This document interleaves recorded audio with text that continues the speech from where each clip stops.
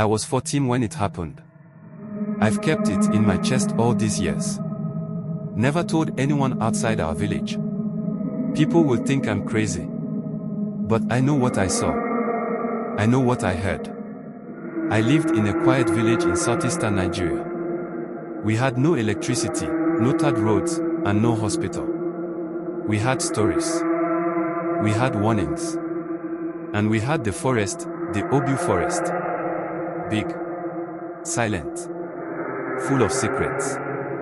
The elders always said to stay away from the edge of Obu, especially at night. They said the land there remembers things.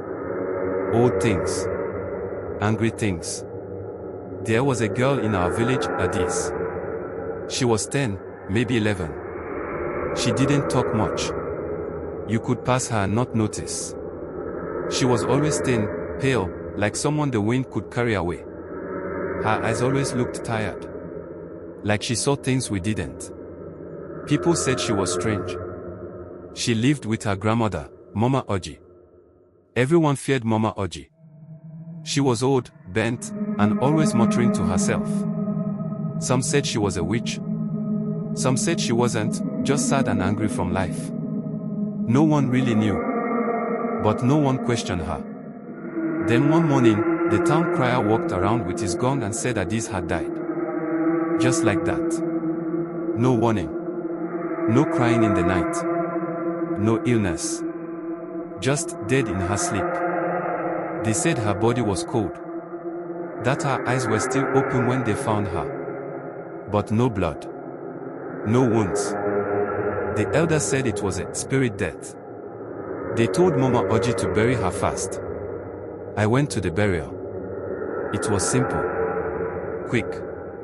They wrapped Adaeze in a white cloth and placed her in a shallow grave near the edge of the forest. Right near the Iroko tree, the oldest and tallest tree in the whole village. The place where we buried the forgotten ones. People nobody claimed. Stillborn babies. Witches. I remember standing there as they threw sand on her body. Something in me felt wrong. Like the air was holding its breath. That evening, my cousin Chuka and I went to check the animal traps we had set near the forest line. It was getting dark, and the clouds were thick. The air felt heavy. As we passed Adaeze's grave, I stopped. I heard something. Chuka kept walking, but I stayed. Then I heard it again. Tap. Tap. Tap. I knelt down. Put my ear close to the ground. That's when I heard the voice. Muffled. But clear. Please, help me. I stood up and froze. My hands were shaking. I wanted to scream, but my voice was gone. Then again, louder. I'm not dead. Let me out. I screamed. Chuka ran back, confused. I told him. He knelt. He heard it too. We both ran back to the village, out of breath, crying. We told the elders. They slapped us and said we were liars. That we were mocking the dead. That it was dangerous to speak like that. One of them, a man named Adaeze, said, the land sometimes echoes. The voices you heard are not from the girl. They are from the deep. From things that were buried long ago. I begged them.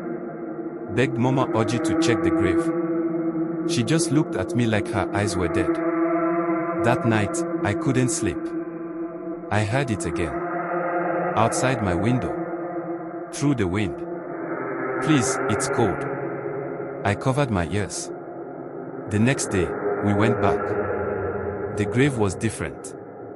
The earth had sunk in a little. Like something was moving under it. People said it was normal. But the next night, the crying started. All around the village. Soft. Sad. Not loud enough to wake everyone, but clear if you were already awake. Please. Some said it came from the trees.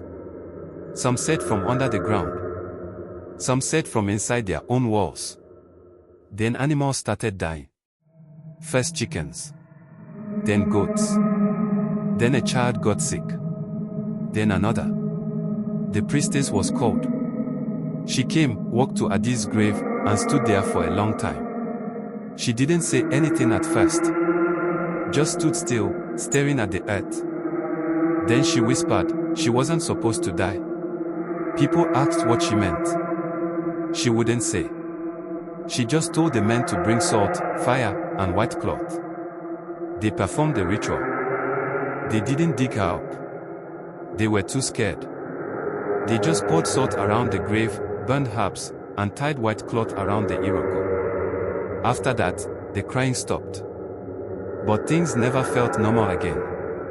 I never went near that part of the forest. Chuko moved to another village. His parents said he was waking up with blood in his mouth and couldn't sleep anymore. As for me, I still live here. I walked the long way to the stream so I never passed the tree. But sometimes, especially when it rains, I hear the wind carry something soft. A voice. Please. I'm still here. And every time I hear it, my chest gets tight. Because I know she's still there. And I know we left her alive.